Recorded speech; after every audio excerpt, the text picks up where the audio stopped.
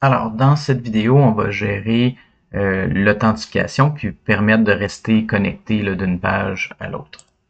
Donc, on a géré le formulaire de connexion. Donc, ça permet d'appeler le back-end pour vérifier la connexion. Puis, là, ce qu'on va faire, c'est qu'on va se faire un nouveau composant qui va englober tous nos autres composants. Donc, ici, nouveau dossier qu'on va l'appeler hot contexte. Puis, hot contexte, on va l'appeler provider.js. RFCE, mon petit raccourci pour créer mon contexte. Voilà. Et là, ce qu'on va faire, c'est, dans le fond, ce contexte-là, par défaut, on avait vu que les composants React peuvent avoir des paramètres qu'on peut leur passer. Il y a un paramètre qui appartient à React, c'est le paramètre, la propriété children. Donc, dans le fond, ça va être tout ce qui va être à l'intérieur de ça. On va l'appeler, je suis capable de taper. On va appeler children. Ça veut dire que vous allez voir tout à l'heure, on va s'en servir on va l'importer dans notre fichier app, puis on va l'englober, il va englober tous les autres éléments. Donc, children, ça va être tous les éléments de notre page. Pour créer un contexte, alors, je vais aller chercher une fonction de React qui va s'appeler create context de React. Dans le fond, un contexte, c'est quoi?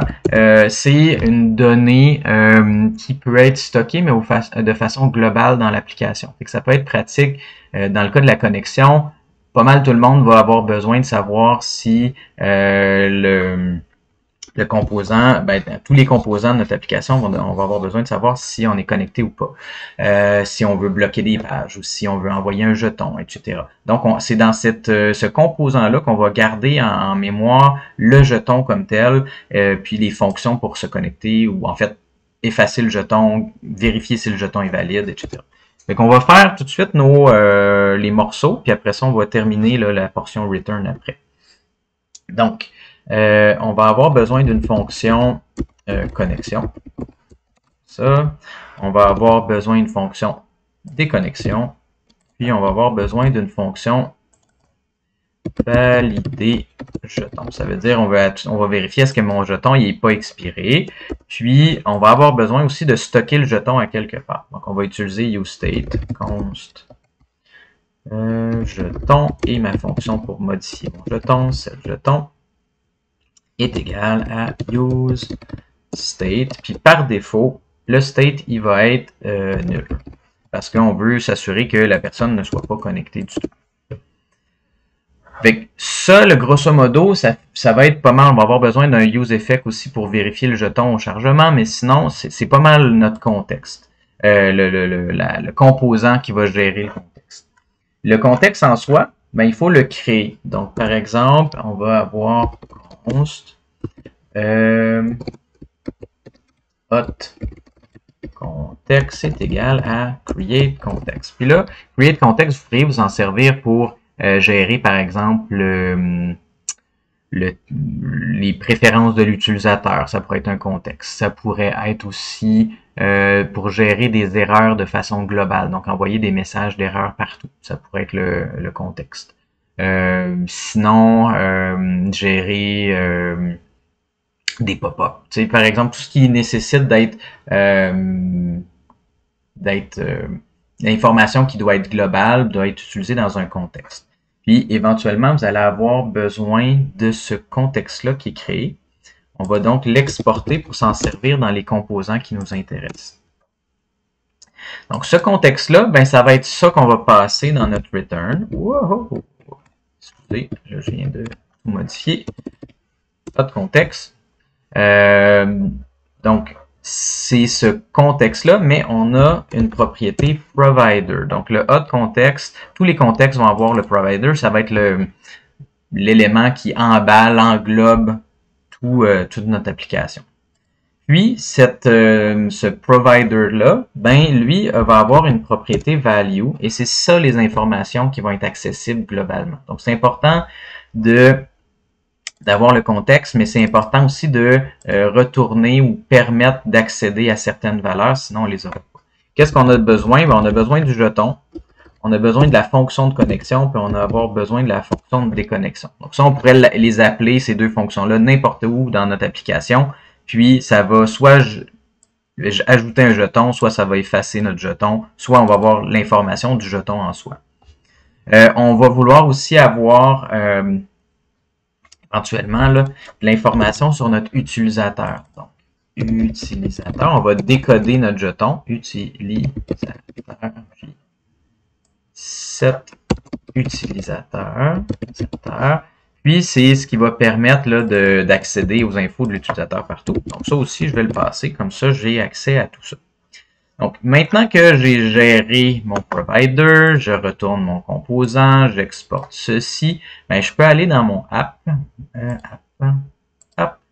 puis autour de tout ça, donc je vais importer provider et je vais me faire un composant hot context provider et qui va englober tout le monde. Donc là, ici. Donc, tout le monde à l'intérieur va pouvoir demander de l'information sur le contexte qui est là. Donc, tantôt, quand j'avais ma propriété children, okay, normalement, dans nos... ici, on pourrait mettre n'importe quelle information, là, donc test égale hello. Donc, quand on passe ici à tous nos composants, on passe des propriétés, mais ces propriétés-là sont accessibles par la propriété props qui est ici.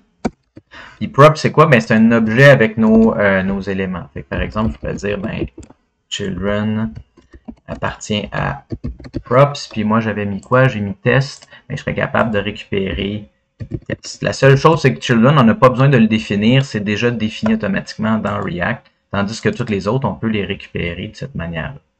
Le test est juste pour vous montrer que ça existait. Donc, props, puis je récupère children pour pouvoir les placer ici. Faites attention, c'est un objet, puis ici, c'est un objet aussi qu'on récupère. Donc, à partir de là, ben là, j'ai besoin de mon test. Mon application devrait fonctionner pareil. Il ne devrait pas avoir de changement dans mon application. Il n'y a aucun bug à ce moment-ci.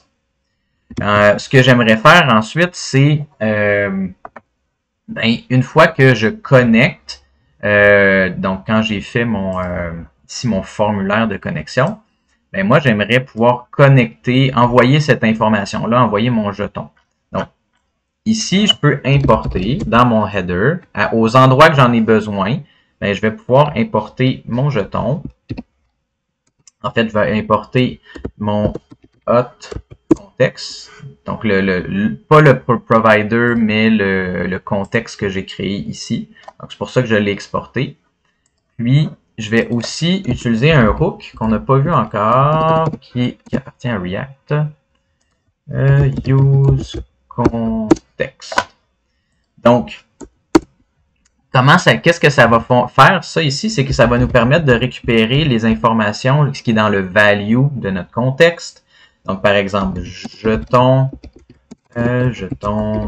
connexion déconnexion est égal à use context de mon hot context. Donc, je passe à toutes les fois que je vais avoir besoin de ça, ben, dans tous mes composants, quand j'ai besoin de récupérer le jeton, ben, j'appelle use context avec le bon contexte, puis je vais le récupérer de cette manière-là. Donc, c'est un objet qui, en fait, passe qu'est-ce qui est dans le value ici. Puis, j'ai pas besoin de parenthèse. Voilà. Puis, là, je m'assurer que...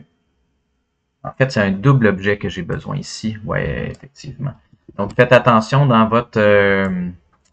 J'étais inattentif là, quand j'ai tapé tantôt dans votre hot context provider, dans le value. En fait, la première paire d'accolades mauve, c'est pour indiquer que c'est du JavaScript qu'on va mettre dedans. Puis la deuxième paire, c'est pour indiquer que c'est un objet. Donc moi, c'est l'objet, j'ai pas des parenthèses que je veux. Donc assurez-vous, là, bon, là, ça vient de changer de couleur, là, mais assurez-vous qu'il y a une double paire d'accolades parce que c'est un objet qu'on envoie ici en bas. Donc là, je suis rendu à 10 minutes. Donc je me dépêche. J'ai mon contexte, j'ai ça, puis dans ma nav, maintenant, je peux avoir accès à ça ici. Fait que déjà, en partant, on peut faire deux choses. On peut cacher notre formulaire seulement si afficher si le formulaire, si le jeton n'est pas valide, donc s'il est nul, puis afficher le bouton de déconnexion si notre jeton n'est pas nul. Donc, si je m'en viens ici, on a dit qu'on pouvait changer l'affichage avec, on peut mettre ici nos accolades de JavaScript, et on peut mettre une condition. Si jeton existe, en fait, non, au contraire, si mon jeton n'existe pas, donc s'il est nul, ben, je peux maintenant mettre une parenthèse, puis afficher ceci dynamiquement. Donc, si mon jeton n'existe pas, ben là, ça veut dire que je ne suis pas connecté, j'affiche le formulaire. Au contraire, si mon jeton existe ben, je vais afficher mon bouton de déconnexion. Comme ça. Boum. Fait que là, normalement, si je viens sur ma page, ben, j'ai plus mon bouton de connexion qui s'affiche. Puis, là, il va me rester à gérer mon jeton. Je viens plus haut. On a déjà fait notre formulaire dans la vidéo précédente. Donc là, maintenant, je peux appeler connexion. Puis, dans le fond, ce que j'ai retourné de mon back-end, si je regarde Postman, ce que je reçois, c'est un message et un jeton. Donc, c'est le jeton que je veux enregistrer. Puis, je vais gérer données.jeton. Fait que là, maintenant, je suis capable d'envoyer ça, à mon provider. Fait que là, si je m'en vais dans mon provider, et là, maintenant, je peux faire ma réelle connexion. OK. Fait que connexion, c'est quoi? Ben, je vais avoir un nouveau jeton. Comme ça ici. Puis là, ben, je vais m'assurer déjà que si mon jeton est valide, hop, je vais mettre mon jeton. Puis ça va retourner, ma fonction valider jeton va être retourner un booléen. Donc déjà en partant, si mon jeton n'existe pas ou il n'est pas bon, on retourne false. Direct. Là, si on vérifie même pas, s'il est nul, pas besoin de vérifier, c'est nul. Ensuite, je vais faire un try and catch. Try catch, voilà. Et à l'intérieur du try, ben, je vais décoder mon jeton. Const décoder est égal à... Et là, ben, j'ai besoin dans mon front-end d'avoir une librairie pour décoder mes jetons. On l'a utilisé dans le back-end, on a utilisé JSON Web Token pour le signer. Puis, dans le front-end, il existe une librairie qui va s'appeler npm install jwt-decode.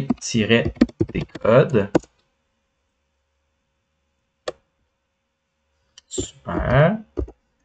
Je vais redémarrer mon serveur. Et ici, ben, je vais importer import jwt-decode ici. Cool. De mon jeton. Donc, je vais décoder mon jeton. Puis, comment ça fonctionne? En fait, c'est tout simple. Je vais vérifier le temps, donc la date d'expiration. Decode.exp. Puis là, il faut juste faire x1000 parce que dans le fond, notre jeton, on veut vérifier en millisecondes aussi. Puis, parce qu'on va comparer avec date.now, qui est le nombre de le temps réel en millisecondes. Donc, on veut comparer la même chose. Fait que si notre jeton, la date est ultérieure à la date d'aujourd'hui, ben, à la date de maintenant, ça veut dire qu'il est encore valide. Sinon, ben, il va être invalide. Puis, dans le cas où il y aurait une erreur, on va faire return. C'est comme ça. Donc, on valide notre jeton. Fait que dans notre connexion, si mon jeton est valide, ça, si valider jeton de mon nouveau jeton est vrai, ça veut dire que ben, on va le setter, set jeton de mon nouveau jeton. Sinon, ben, si j'appuie sur déconnexion, ben, set jeton, on va remettre ça à nul. Cool. Donc maintenant, on peut tester. Puis, probablement que je vais faire une vidéo suivante pour gérer là, la permanence là, du jeton. Donc, pour passer d'une page à l'autre. Donc, juste ça, ça va nous permettre de connecter puis changer notre affichage si tout est bon. J'ai fait une faute de frappe. Non, tout est beau. Donc, M, ça ici. 1, 2, 3, 4, 5. Fait que là, si tout est beau, si j'ai bien fait mes choses comme il faut, ben, quand je vais connecter, ben, ça va valider mon jeton. Si mon jeton est valide, ça va l'enregistrer. Puis maintenant, ben, après ma navigation, elle va vérifier le jeton. Puis si le jeton est bon, ben, ça va cacher mon formulaire pour afficher le bouton de déconnexion. Maintenant, j'ai pas appelé mon déconnecté sur mon bouton. Je vais aller faire ça aussi. Maintenant, ici, ce que je peux faire, c'est au clic de mon bouton, on clic, ben, j'ai importé, moi, plus haut, ma fonction pour déconnecter de mon contexte. Ben, on clic, j'appelle déconnexion. Là, je vais revenir, je vais recharger, puis là, on voit que c'est pas resté connecté. Je vais vous montrer dans la vidéo suivante comment faire. Fait que maintenant, je suis connecté. Si je clique sur mon bouton, je suis déconnecté. Si je recommence, on va analyser notre donnée. Donc, je vais aller, on a notre outil component de React. On voit que maintenant, j'ai un hot context provider qui gère toute mon application. Ben, on va avoir maintenant mon jeton qui a été enregistré ici. Puis, du moment que je vais cliquer déconnexion, ben, mon jeton va devenir nul. Voilà. Puis on voit tantôt, on avait la propriété children, mais on voit que c'est les autres composants qui sont là ici.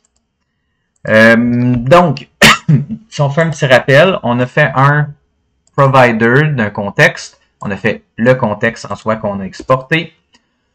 On a vérifié notre jeton. On a seté notre jeton s'il était valide. Puis on a mis ça à nul si c'était pas bon. On a permis d'accéder aux propriétés de value avec jeton, éventuellement utilisateur, connexion, déconnexion. Puis dans un des composants, ben déjà on s'est assuré que ça wrappait, ça englobait tous les autres composants. Si vous avez un autre provider, vous pouvez l'englober à l'intérieur de l'autre. Puis aux endroits que j'en ai besoin, je l'ai importé avec useContext et mon contexte. Je suis allé chercher les données qui m'intéressent, puis je les ai utilisées. Par exemple, ici dans connexion. Puis, je m'en suis servi aussi pour faire de l'affichage dynamique. Si mon jeton est bon, j'affiche ça. Si mon jeton est pas bon, j'affiche ceci. Dans la prochaine vidéo, ben, on va voir comment permettre de rester connecté.